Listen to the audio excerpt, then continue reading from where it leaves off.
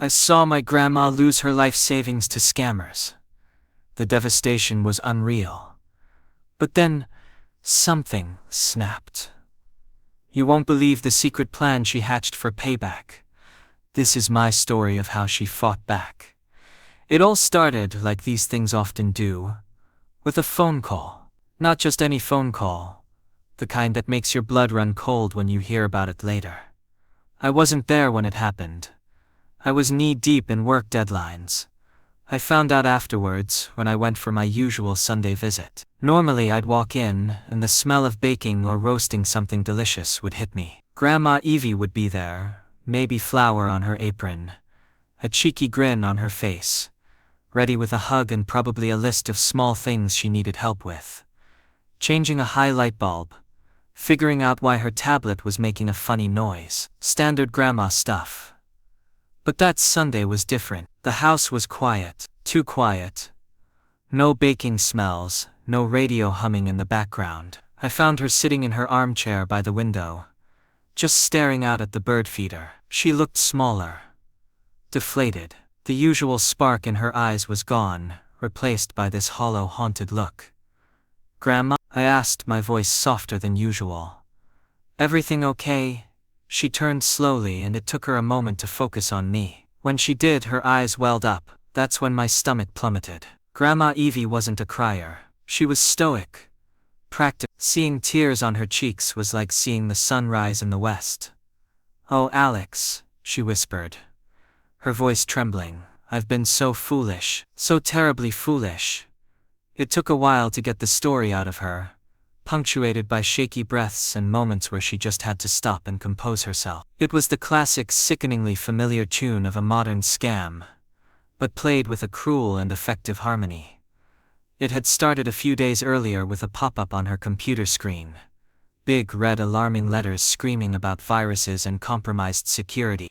It looked official, like it was from her internet provider or maybe even Microsoft. It listed a toll-free number to call immediately. Grandma, who prided herself on being reasonably tech-savvy for her age, but still got flustered by overly aggressive warnings, felt a surge of panic. She did exactly what they wanted her to do. She called the number. The man who answered had a calm, professional voice. He introduced himself as David from Tech Support Solutions, or something equally bland and reassuring. He patiently walked her through some steps, claiming he needed remote access to her computer to diagnose the serious infection. She was hesitant, she told me, remembering vague warnings she'd heard. But he was so smooth, so convincing. He used jargon that sounded legitimate, expressed concern for her online safety, and created this overwhelming sense of urgency. Act now, or your bank accounts could be emptied. That was the magic, terrifying word, bank account. He discovered malware that he claimed was specifically designed to steal financial information. He told her she needed to secure her funds immediately. And then, the masterstroke. He transferred her to their secure banking liaison. A woman named Sarah had an even more soothing voice, laced with gentle authority. She sympathized with Grandma's distress, tut-tutted about the terrible hackers out there, and explained that the only way to protect her savings was to move them temporarily to a secure government-insured holding account while they scrubbed her system and bank details. She emphasized that this was a standard procedure, just a precaution. She even gave Grandma reference numbers and case IDs, making it all sound utterly official. The terrible part? They kept her on the phone the entire time. They instructed her step by step how to log into her online banking, her actual bank accounts, and transfer the money. Not just a little bit, all of it. Her entire life saving. Decades of careful saving. The nest egg she and my late Grandpa Joe had painstakingly built. The money that gave her security and independence in her retirement. They walked her through transferring it, piece by piece, to the anonymous accounts they controlled. They told her not to talk to anyone at her local bank branch if she went there, as the internal breach might involve local staff. They told her not to tell family, as it might cause unnecessary panic and could compromise the investigation. They isolated her, manipulated her fear, and bled her dry. By the time they finally hung up, promising to call back once her accounts were clean, Grandma Evie felt a strange mix of relief and unease. The unease grew. She tried calling the number back later that day, it was disconnected. She tried logging into her online banking. Her balance was practically zero. The horrible, sickening truth crashed down on her. Listening to her recount this, sitting there in her quiet living room, I felt a rage building inside me like nothing I'd ever experienced. These weren't just thieves. They were parasites, feeding on vulnerability, crushing someone's hard-earned peace of mind for a payday. We immediately called the bank, filed a police report. The responses were sympathetic but grimly realistic. The money was almost certainly gone, likely wired overseas within minutes, bouncing through anonymous accounts. Untraceable. The chances of recovery were virtually nil. The next few days were awful. Grandma Evie was a ghost of herself. She barely ate, didn't answer the phone, didn't touch her knitting. The shame weighed heavily on her. "How could I have been so stupid, Alex?" she'd murmur, staring blankly at the TV. "Your Grandpa Joe worked so hard for that money, and I just gave it away." I tried to reassure her, telling her these scammers were professionals, that they preyed on decent people, that it wasn't her fault. But the words felt hollow, even to me. The financial devastation was one thing, but the blow to her spirit, her confidence, her sense of security, that was the deeper wound. I visited every day, trying to help, bringing groceries, just sitting with her. The police detective assigned to the case was kind but blunt. These operations were sophisticated, often based abroad, notoriously difficult to crack. He took the details, the phone numbers, likely spoofed, the account numbers she'd transferred to, already emptied and closed, no doubt, the fake names David and Sarah. He promised they'd do what they could, but advised us not to get our hopes up. Then, about a week after the scam, something shifted. I came over one afternoon, expecting the same quiet despair. Instead, I found Grandma Evie in the kitchen, not baking but sitting at the table with a notepad and pen. There was a different look in her eye. The haunted emptiness was still there, lurking in the background, but it was overlaid with something else, a flicker of the old steel, determination. "Grandma?"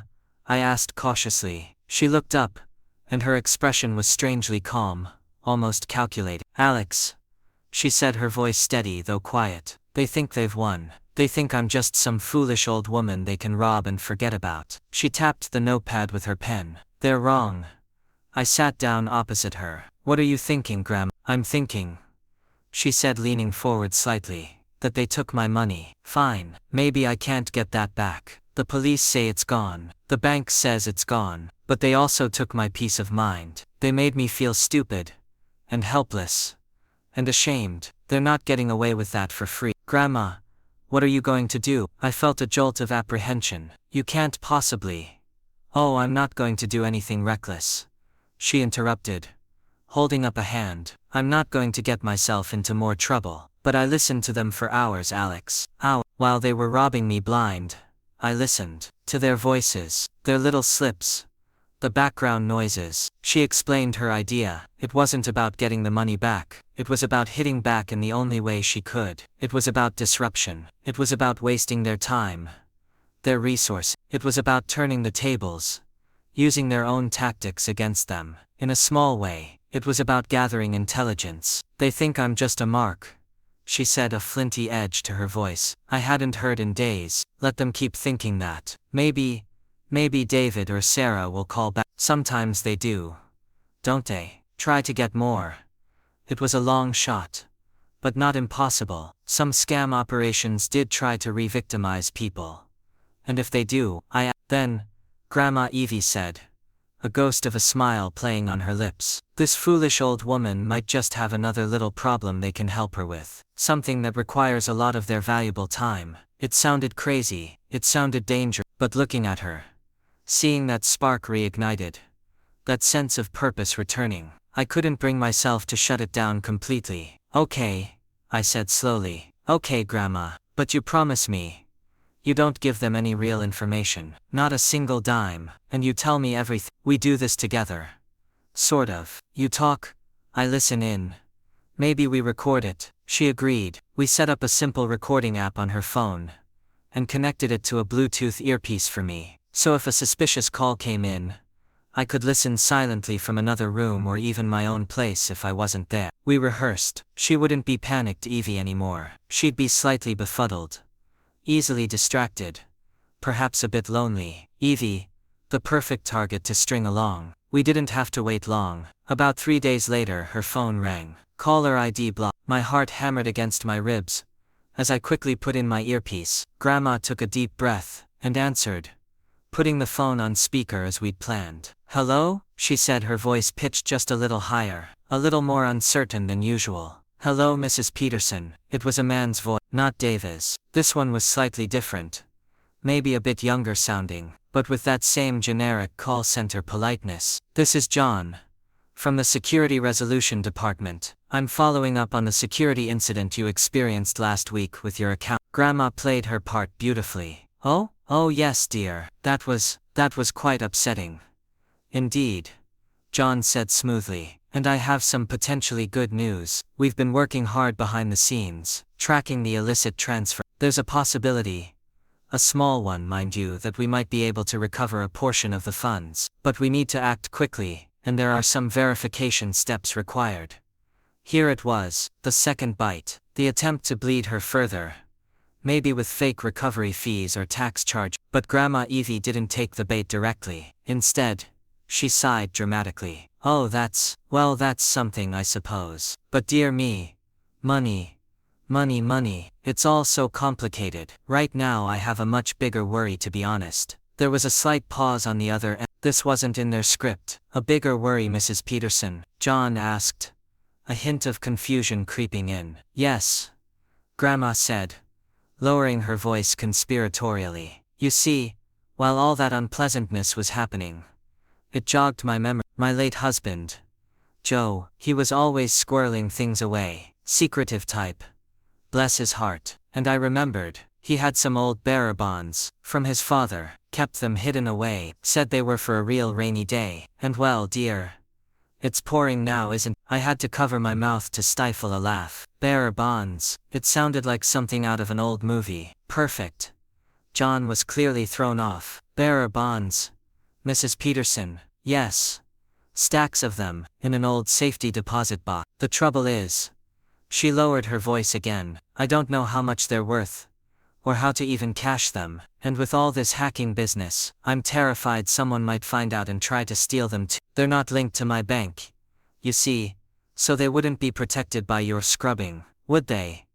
I could almost hear the gears turning in John's head. Greed, battling confusion, a potentially huge, untraceable score, dangled by a seemingly clueless old woman. "Well, Mrs. Peterson," he said, his voice shifting, becoming more solicitous, more friendly, "that does sound like a significant concern. Perhaps that's something our financial security team could advise you on. Ensure they are properly secured and valued." "Oh, would you?" Grandma gushed, laying it on thick. "You sound so knowledgeable, John. Much calmer than that David fellow last week. He had me in such a tizzy. These bonds, they look very old. Dusty. Could they be worth a lot?" "It's certainly possible, Mrs. Peterson," John said, practically purring now. "Some old bonds can be quite valuable. We would need some details, of course, to ascertain their type and potential worth." And so it began, Grandma Evie's slow, meticulous counter-operation. For the next 3 weeks, it became a bizarre routine. John, or sometimes Peter or Michael, they weren't great at keeping their aliases straight, would call. Grandma would answer, always sounding slightly dotty, but eager for their help. She spun them a magnificent yarn about the mythical bearer bond. She couldn't quite remember the name of the bank where the safety deposit box was. Then she found the key, but misplaced the paperwork. She needed their advice on how to approach the bank without raising suspicion. She worried about taxes, she worried about inflation, she worried about her nosy neighbor seeing her with a box full of valuables. Each problem required lengthy phone calls. She'd feign difficulty understanding their instructions, ask them to repeat things endlessly, get sidetracked talking about her late husband, or the state of her rosebush. She'd insist on writing everything down slowly, asking them to spell out complicated and entirely fictitious financial terms. All the while she was taking notes, meticulous notes, call times, durations, the different aliases they used. subtle variations in their accents. She was convinced John and Peter were the same person trying to sound different. Background noises, traffic horns that sounded vaguely foreign, snippets of conversations in languages she couldn't identify, the echoey acoustics of what might be a large shared office space. She even got them arguing amongst themselves once, when she pretended to be confused by conflicting advice. John and Sarah, who made a brief reappearance, had given her about bond processing fees. I listened in on most calls, feeding her occasional questions via text message, or just marveling at her performance. She was playing them like a fiddle, appealing to their greed, while expertly wasting their time. Hours and hours of their time, tied up dealing with her imaginary fortune, unable to target new victims. They started getting frustrated. You could hear it in their voices. The professional calm would slip, replaced by impatience. "Miss Peterson, we really need the serial numbers off those bonds," Peter said one day, his voice tight. "Oh, the serial numbers," Grandma exclaimed as if it were a revelation. "Yes, of course. Now let me see. I wrote them down on a napkin somewhere. Heavens, where did I put my glasses?" She'd then spend 10 minutes looking for her glasses, humming distractedly. We estimated she kept them on the phone for at least 2 or 3 hours every single day for almost 3 weeks. That's dozens of hours they weren't scamming someone else. Dozens of hours they were investing in a complete fabrication. She even got creative. She told them she needed special acid-free paper to wrap the bonds. Joe was very particular, and asked if their secure courier service could provide. She asked for advice on insuring them before transport, leading to another long, pointless discussion about fictional insurance policies. She invented a meddling nephew, based loosely on me, which I found hilarious, who was getting suspicious and asking awkward questions about her finances, adding a layer of manufactured urgency. The turning point came when they started pushing harder for her to pay a verification fee or an appraisal deposit before they could proceed with cashing the bonds. They wanted her to wire money or buy gift cards, the usual scammer payment method. This was the moment Grandma had been waiting for, the end game. The next time John Peter called, demanding a $500 gift card code for the bond authentication process, Grandma Evie dropped the act. Her voice changed. The slightly quavering, dithery tone vanished, replaced by the clear, firm voice I knew so well. "John," she said, her voice sharp and steady, "or should I call you Peter today, or perhaps by the name your mother actually gave you?" There was dead silence on the other end of the line. "Miss Peterson?" he stammered, sounding genuinely shocked. "Don't Mrs. Peterson me," Grandma snapped back. "Let me tell you what's going to happen now. For the past 3 weeks, you and your pathetic little crew have spent hours, I've counted nearly 60 hours in total, listening to an old woman talk about imaginary bearer bonds. Silent. That's 60 hours you weren't robbing someone else's grandmother, someone else's savings," she continued, her voice ringing with cold anger, "while you were trying to figure out how to steal more from me. I've been documenting everything, every call time, every alias. John, Peter, Michael, Sarah, the slight Indian accent you try to hide. John, Peter, the sound of the motorbikes outside your window around 3 p.m. my time, which suggests you're likely somewhere in South Asia. The fact that Sarah has a habit of tapping her pen when she thinks she's muted." The silence stretched, thick with shock. I hoped a dawning horror. "I know you took my savings," Grandma said, her voice thick with emotion but still strong, "and I know I'll probably never see that money again. But you didn't break me. You wasted your time. You revealed little pieces of your operation, and every single detail, every recording, every note, has been compiled into a nice neat file." What are you talking about?"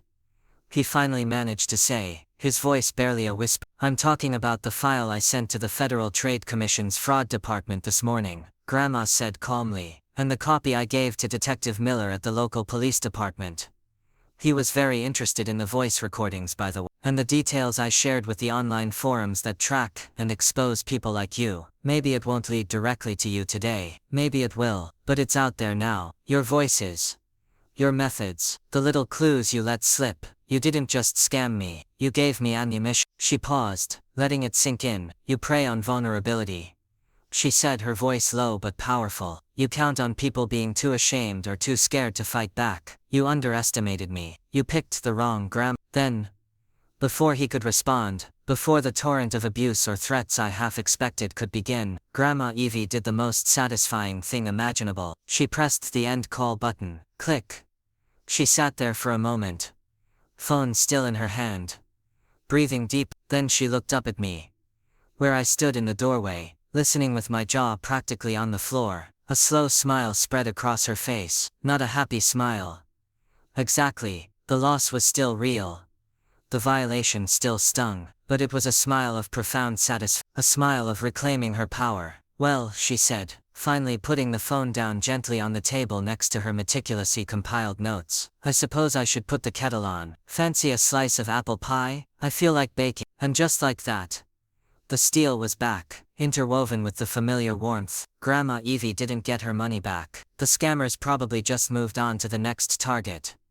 Maybe a little more cautiously, maybe a little angrier, but she fought back, on her own terms. She turned their own game against them, inflicted inconvenience, frustration and perhaps even a little fear. She gathered intelligence that might someday help bring them down or protect someone else. She took back her narrative. She wasn't just a victim anymore. She was the grandma who got scammed and then got clever revenge. And telling her story, warning others, sharing the details we gathered, that became part of her recovery too. The financial hole remains, and that's a hard reality. But Grandma Evie, she got her spark back, and honestly, watching that happen was worth more than any stolen savings account. Never ever underestimate a determined grandma, especially mine.